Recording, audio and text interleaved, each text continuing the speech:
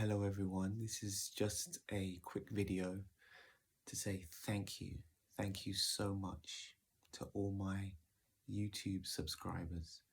I have just now reached 100 subscribers on YouTube, and I just want to acknowledge you all, and I want to acknowledge everyone who's following me or liking my videos or sharing them. I want to say thank you so much. It's so appreciated that you like and acknowledge what I do. I really am grateful, and I want to acknowledge every milestone. So 100 subscribers is a wonderful milestone. I thank you so much. I just want to tell a very quick story. Well, I hope it's quick. If you go on my YouTube page, it says that I joined YouTube in 2015. That actually isn't completely accurate. This channel was created in 2015, yes. I actually joined YouTube in June of 2006 originally. And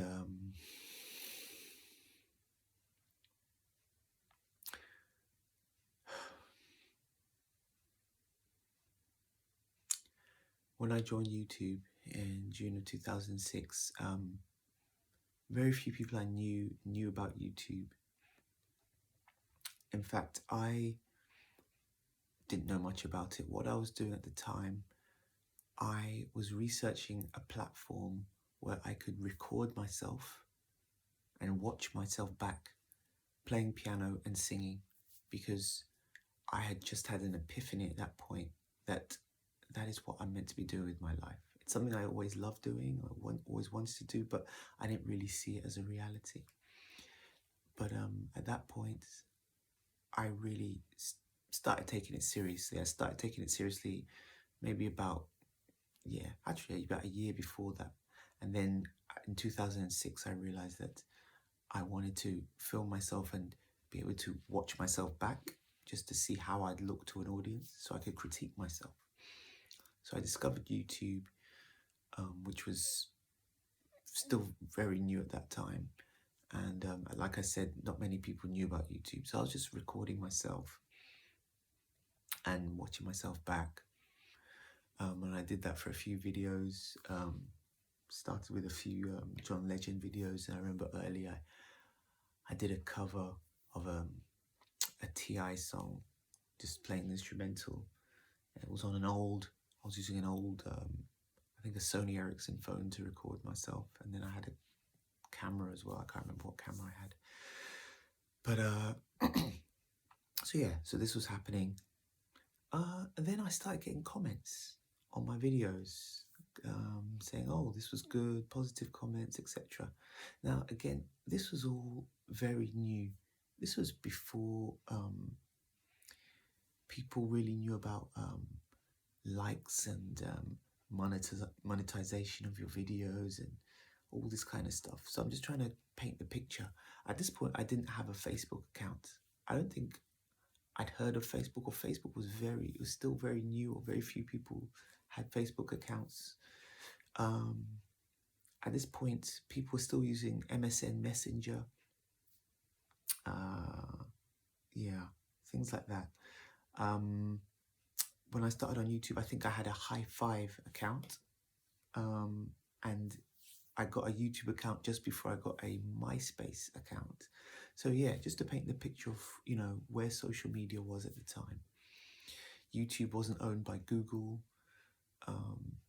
So yeah, very different world in terms of social media. So yeah, I started getting comments and people liking my videos and things like that.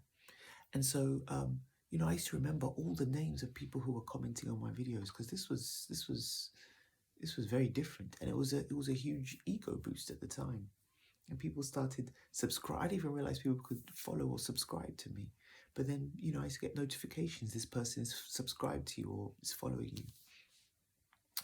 So yeah, so this motivated me. So I started becoming quite prolific in terms of posting videos on YouTube.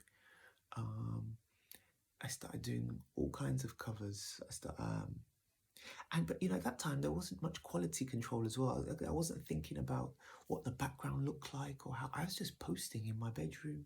I was single guy, um, doing my master's degree in my early 20s in my bedroom in Coventry at the time, and yeah, so my videos had my wardrobe and my wet clothes hanging on my radiator in the background, and just there wasn't any real focus on how the video looked. It was more so I just wanted to critique myself, but I also wanted to start entertaining these people who had started subscribing to me.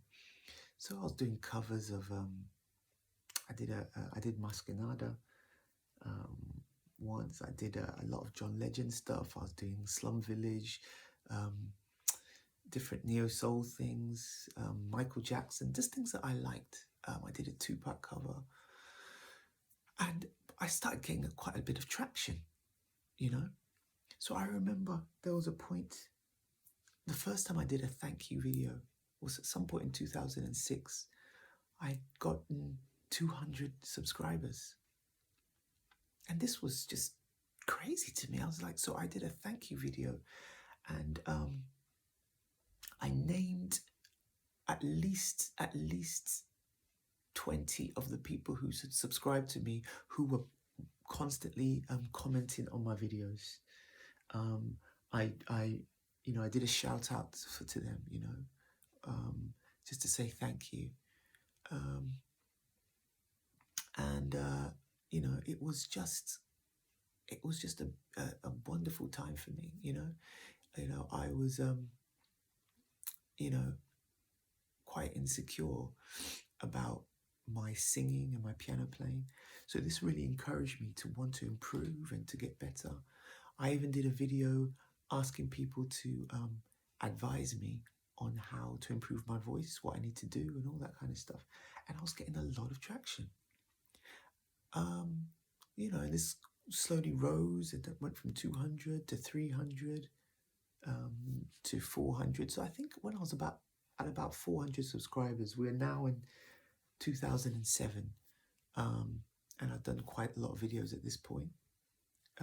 Quite a lot, maybe 30 or 40 different covers. In 2007, there was a tragedy that occurred in the United States. There was another shooting. It was at a university, Virginia Tech. There had been a shooting, and a number of students and I think also professors died from that shooting.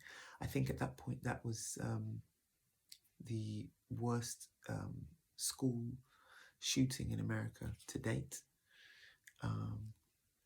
It really hit me at that point. It really hit me because I have a younger brother and a younger sister who at the time were both studying in the United States, and it occurred to me that could have been anywhere in the States, and that could have been them that had been killed in that tragedy, So it really hit home to me. And I remember watching the news and seeing all these families crying. And I remember a particular woman on CNN being interviewed whose child had been killed. And it really hit home. Like, I couldn't even imagine the pain she was feeling and the pain she was going through. And all I could think was, God bless her, bless her, help her through this time of mourning, this time of pain. And a song just started coming to me, and the title was God Bless Your Family. So I wrote a song called God Bless Your Family. And and I started the song by quoting a scripture from the Bible saying, "Blessed are those who mourn, for they will be comforted." And, you know, I wrote this song. It came very quickly to me. And, you know, I played it, I recorded it. God bless your family. God bless your family. I can't remember if I still have that. I need to check. I've got another channel where I posted all my old videos. But anyway, if that song is anywhere, I'll post a link to it in the description. But yeah, so I wrote God Bless Your Family. Didn't think too much of it. It was just straight from the heart. It was, you know, recorded on my phone. It wasn't great quality. It was in my bedroom, and it was on my old Casio keyboard. That's another thing I need to mention. All my old videos were done on my old Casio keyboard. You know, basic. So I did that video, went to sleep. And I also actually did another video where I was talking about, you know, something needs to be done about gun control in America, etc. You know, I got on my soapbox a bit. I've got 400 subscribers at this point, so I felt I had a bit of a platform. So I just, you know, I made that video. So yeah, so then I made that video, went to sleep, didn't think much of it. I woke up in the morning. When I checked my email, I had, I think, about 2,000 to 3,000 emails. And this was very startling to me. So, yeah, so I was checking my emails, and all these were comments on this video. So I went to the video, and overnight the video had 200,000 views. And it was just the most incredible thing I had ever seen. So what I'd realized at that point, YouTube could feature videos. So my video had been chosen to be featured, so that anyone who went on YouTube, the YouTube platform, they'd see my video first. There were a few videos that were featured. And suddenly I'd started getting an influx of subscribers. And it was crazy. So, you know, I went from 400 to 1,000, and I think to 1,500 within a week. So yeah, and so then again, so then I started posting more videos, and this time I was much more conscious of quality control. Not necessarily my background, but more so what I played. So I used to then, at this point, I started really trying to perfect what I was playing, because now I realize more. It was much more aware of the fact that I had an audience. It's not just me critiquing myself. I've got an audience now. And so I need to put out quality. So yeah, so then I started posting a lot more videos, and now I had regular people viewing. Now bear in mind again, where we were with social media. You know, there weren't as many musicians doing this on YouTube, you know, posting themselves doing covers. And so I had quite a loyal following, you know, where people would comment on my videos, and every video they would comment, and they're waiting for the next one. And, you know, it was a point where I believe I was the 42nd most subscribed to musician on YouTube in the world. That's how early stage we were in on YouTube. But yeah, I got that notification. This is the kind of insights that YouTube would give you at the time. And so again, massive ego boost, and this is propelling me to want to do more. I think at a point where it had gotten 400,000 views, I got I don't remember if it was a call or an email from a newspaper in Coventry who had seen this. They saw that I'd lived in Coventry, and they wanted to interview me. So they came to my house, interviewed me, asked me what I want to do with music and all that. So it was a whole interview. I had a whole page spread in Coventry newspaper.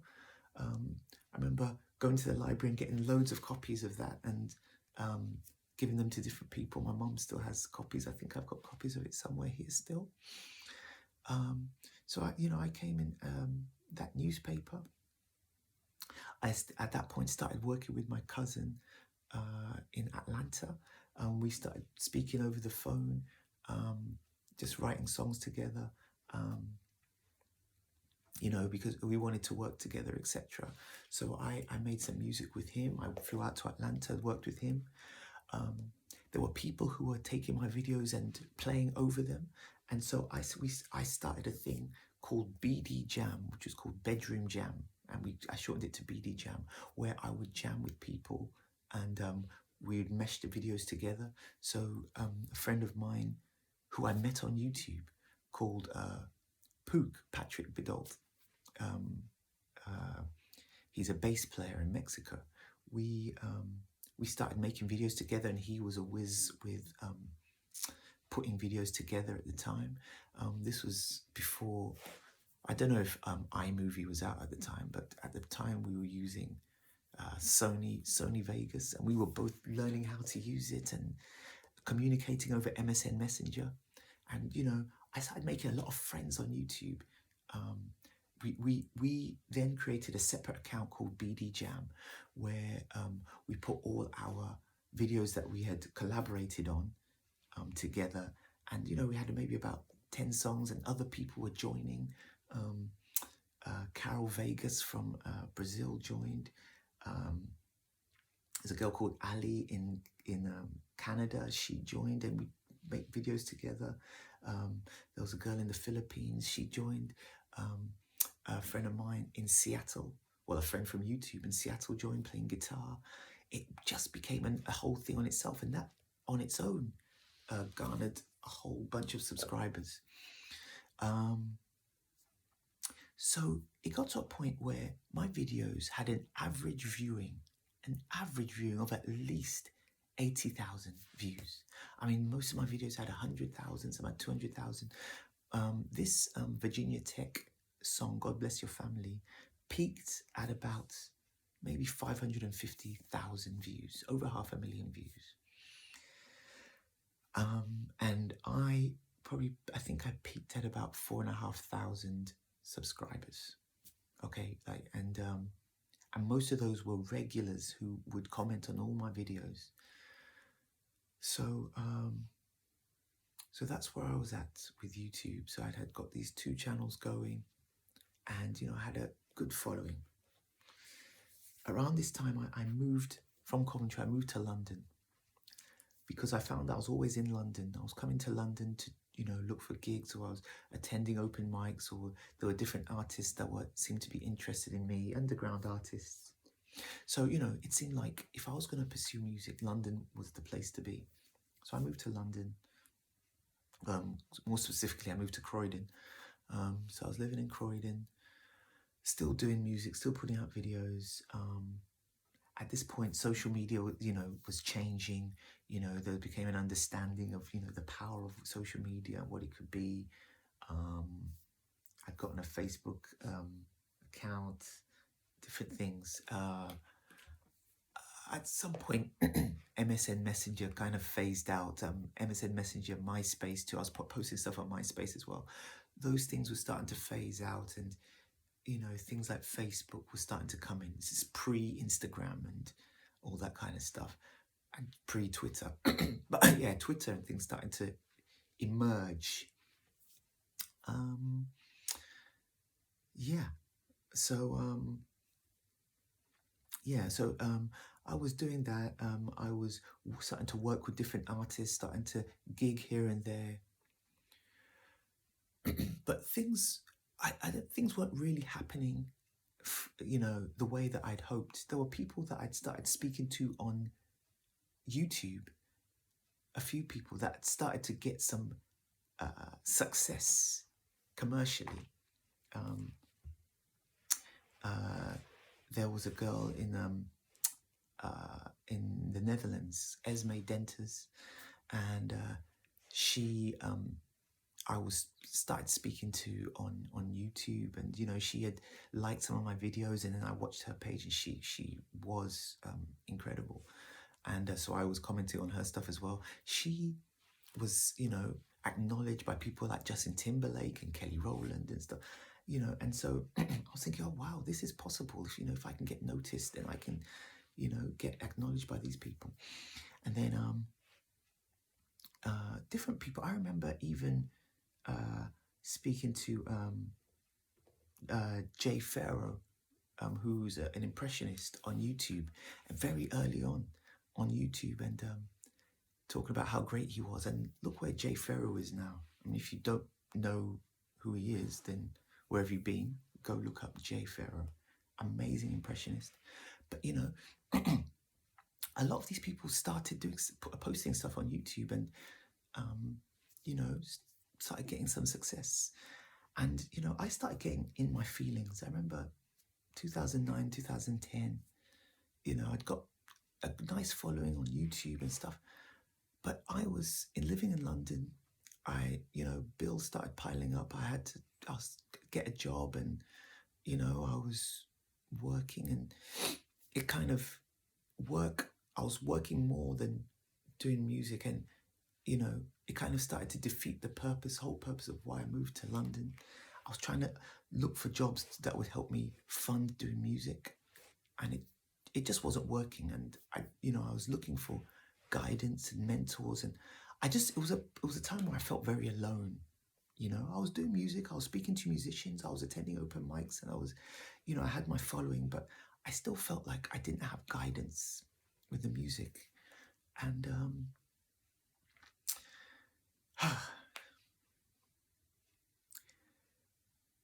sometime in 2010, I did something which, to this day, it's painful when I think about it. But in 2010, I deleted my YouTube accounts. Both my YouTube, I deleted my BD Jam account, I deleted my main YouTube account, and I decided I'm giving up music. I'm not good enough. Obviously, I'm not getting the success that I thought I was hoping to get. It had changed from I'm just critiquing myself. This is just for me to get better. And now I'd got to a point where I've got subscribers and things. I should be doing better. I should be getting bookings. I should be doing this. I should have a manager. I should have this. And it's like, it didn't happen. So I thought to myself, okay, this music is not going to happen for me. I'm just going to quit. So I deleted my account. I didn't realize what I had. I didn't understand, monetization of my, account. I didn't understand what a following was. And also I didn't, it's hard to say because I feel like I did, but when I think about it, I didn't value the people who were following me, the people who had believed in me, the people who had, hung on my every video,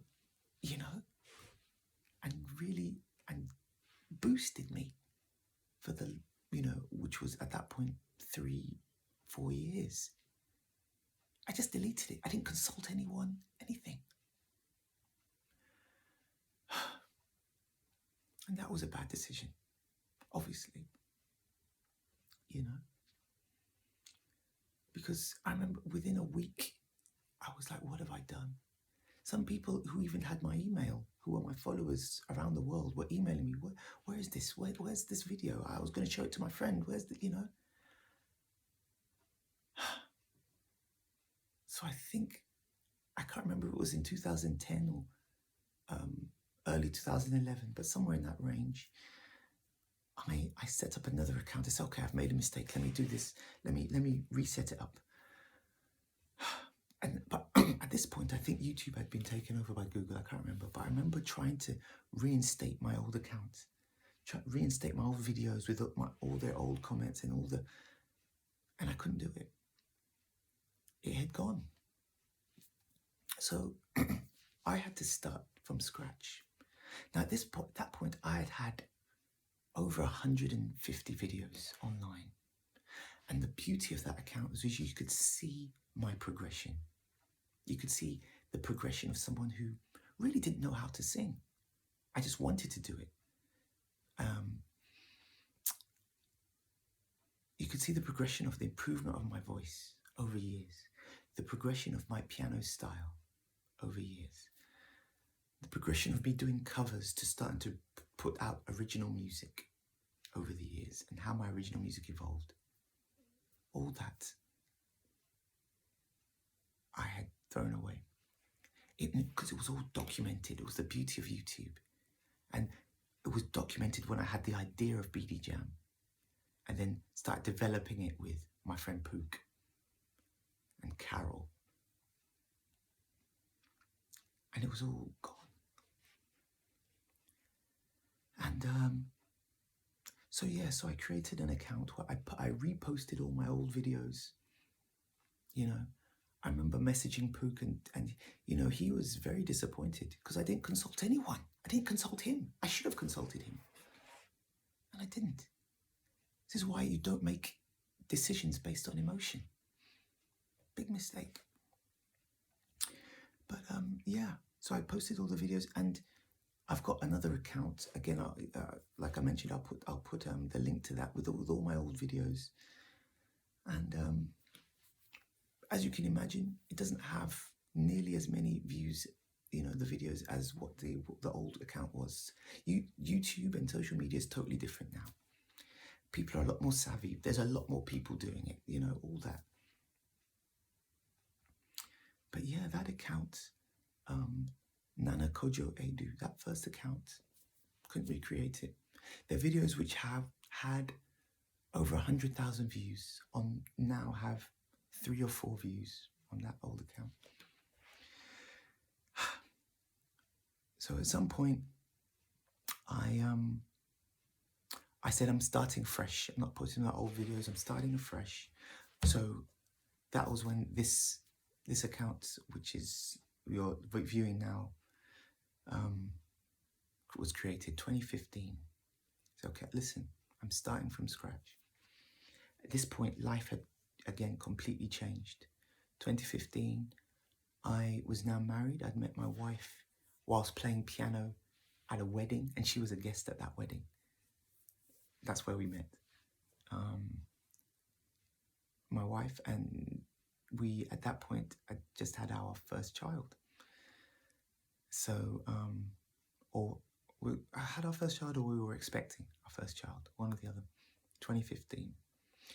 So I started a brand new YouTube account, which is this account.